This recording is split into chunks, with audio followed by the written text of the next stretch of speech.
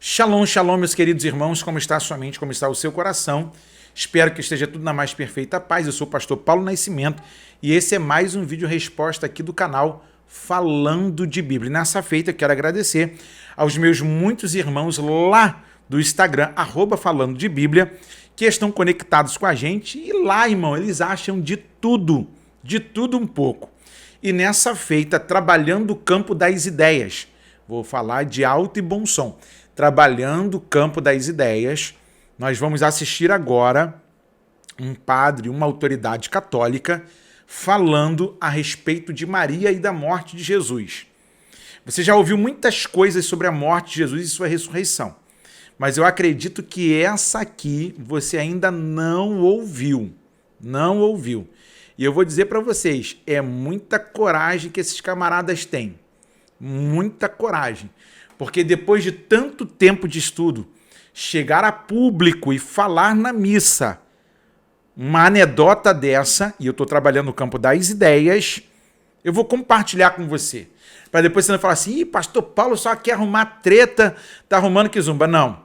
Eu respeito muito os meus irmãos da ordem católica, conheço o movimento mariano, que é um movimento que está sempre fazendo a caridade, indo em lugares que a gente não vai, entrando em presídios, alimentando os famintos e cobrindo quem não tem roupagem. Tem gente boa lá também nesse segmento. Agora, que em todo lugar tem os seus doidos, lógico, lá também tem.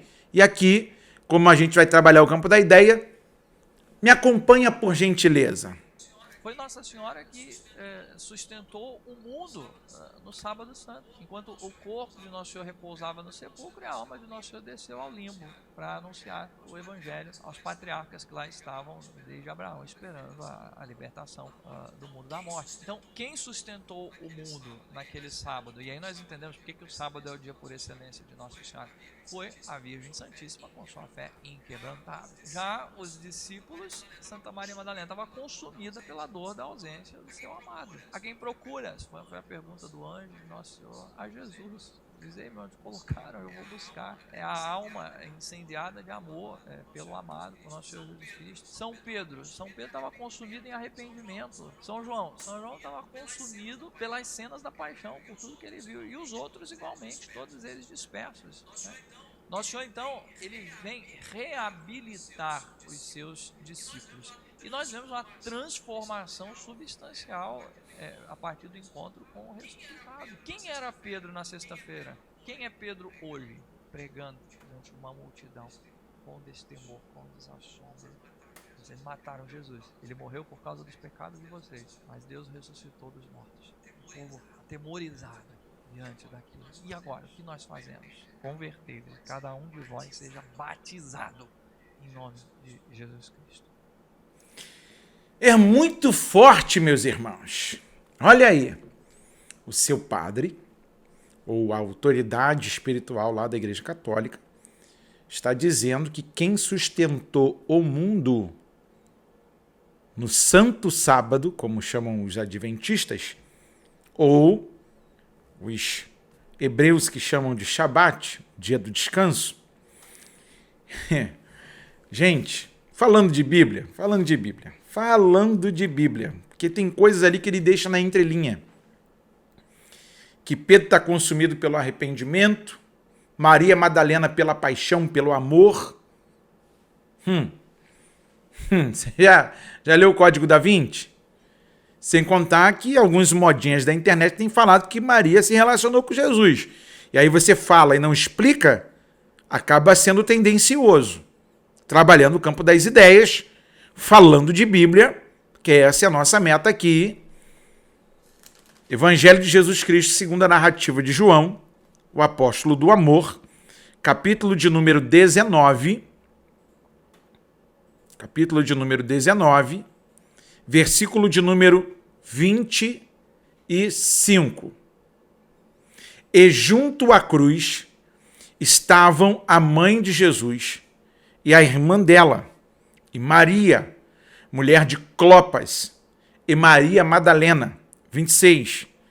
Vendo Jesus, sua mãe, e junto a ela o discípulo amado, disse: mulher, eis aí teu filho. Vendo Jesus sua mãe, e junto a ela o discípulo amado, disse, mulher, eis aí teu filho. 27.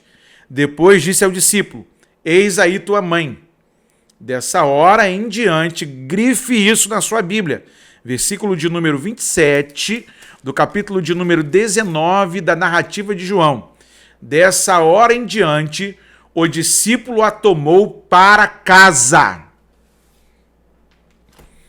Maria tem poder de onipresença? Um dos atributos exclusivos de Deus? De ninguém mais? Fala comigo, irmão. E aí, seu padre? Como que Maria vai sustentar o sábado? Se ela mesma recebeu palavras de Jesus de consolo, sendo ele quem estava sendo martirizado, e ele dá uma ordem. Eis aí o teu filho, que é o discípulo amado, eis aí a tua mãe, ok? E a partir de então, o discípulo pega a sua mãe e leva, e a toma, e a conduz para a sua casa. Gente, Maria tem o seu papel importante na história. Ela é aquela que foi escolhida. É aquela que estava pronta para viver os propósitos de Deus. Ela é a mulher que, como perfil de cristão que nós devemos ter, é que nós devemos estar prontos para todo o chamado de Deus. Ainda que isso ponha em risco a nossa vida. Ainda que muitas vezes a nossa vida esteja correndo perigos de morte. Se eu não me dedicar naquilo que creio a ponto de morrer por aquilo, a minha fé é falsa. Maria é uma fé pura, genuína. Mas ela não se torna alguém maior ou divina. Porque foi a mãe do Senhor. Ela foi uma barriga de aluguel, de uma forma bem simplória. Ela tem um privilégio de carregar o Salvador do mundo. Agora, dizer que o sábado foi sustentado, uma outra coisa que tem perigosa para a gente é a tendência romana escrita na nossa versão. Porque se Jesus morre na sexta e ressuscita no domingo, não tem 3 dias. Eu já falei aqui num podcast, vou repetir aqui. Nesse período de Páscoa, de Pêssah para os judeus, existe um Shabat chamado Hagadol, o grande sábado. E neste sábado não começa na sexta-feira às 18 horas, mas sim na quinta. Ele toma 2 dias. Por isso Jesus entrega o seu espírito na quinta-feira, que já é chamada de sexta, fica a sexta na tumba, sábado, e cumprindo os 3 dias da sua palavra, ele ressuscita pelo poder do Espírito. Agora, dizer que Maria sustentou o sábado, gente, só para a gente ter uma noção do que Deus é e do que Deus faz, Isaías capítulo de número 40,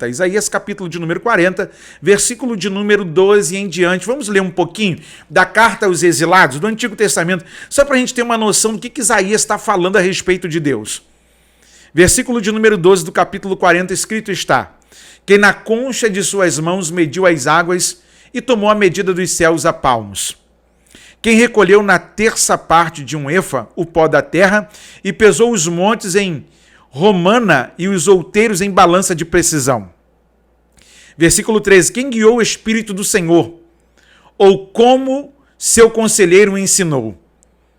Com quem tomou ele conselho para que lhe desse compreensão? Quem o instituiu na vereda do juízo e lhe ensinou sabedoria e lhe mostrou o caminho do entendimento? Eis que as nações são consideradas por ele como um pingo que cai de dentro de um balde e como um grão de pó na balança. As ilhas são como pó fino que se levanta. Nem todo limo basta para queimar, nem os seus animais para um holocausto. Todas as nações são perante ele como coisa que não é nada. Ele as considera menos do que nada, como um vácuo. Com quem comparareis a Deus? Ou com que coisa semelhante confrontareis com ele? O artífice funde a imagem, e o ourives a cobre de ouro e cadeias de prata forja para ela. O sacerdote idólatra escolhe madeira que não se corrompe e busca um artifício perito para assentar uma imagem esculpida que não oscile. Acaso não sabeis? Porventura não ouvis?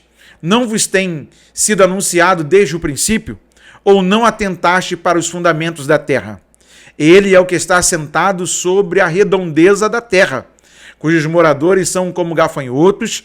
É ele quem estende os céus como cortina e os desenrola como tenda para neles habitar. É ele quem reduz a nada os príncipes e toma em nulidade os juízes da terra. Mal foram plantados e semeados, mal se arraigou na terra e o seu tronco já se secam, quando um sopro passa por eles e uma tempestade os leva como palha.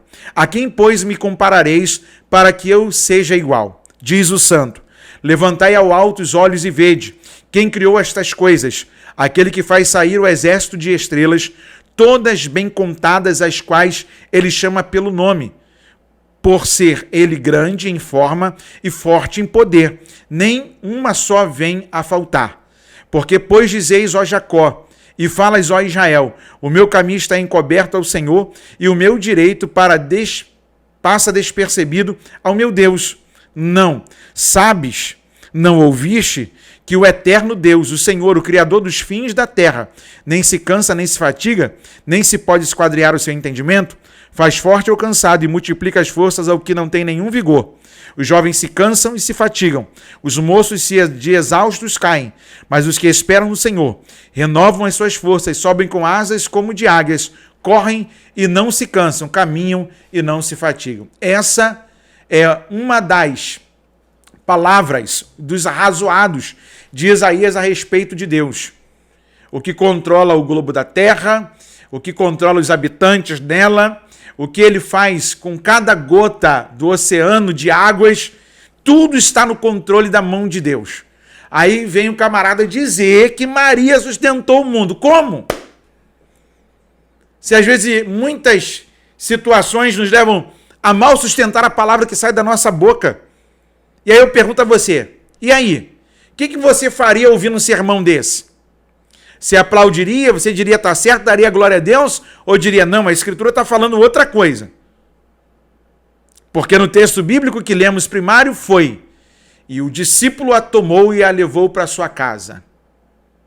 E aí? Como é que de casa foi home office para controlar o mundo? Gente, fiquemos com a Bíblia, nada mais do que isso.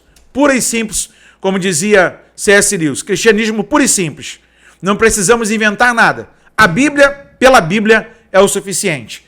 Que Deus nos dê o discernimento e também ilumine o nosso pensamento e descortine em nós as maravilhas da sua palavra. Deixe seu comentário, compartilhe esse vídeo com alguém. Vamos para mais um bom bate-papo, porque daqui nós seguimos a proposta, falando de Bíblia. Você que quer ser um parceiro ou continuar sendo um parceiro para deixar esse programa no ar por mais dias, por mais tempo, doando uma oferta, tem o QR Code na tela, tem o doar para fb@gmail.com. Você escolhe a forma aí, deixa Deus te usar.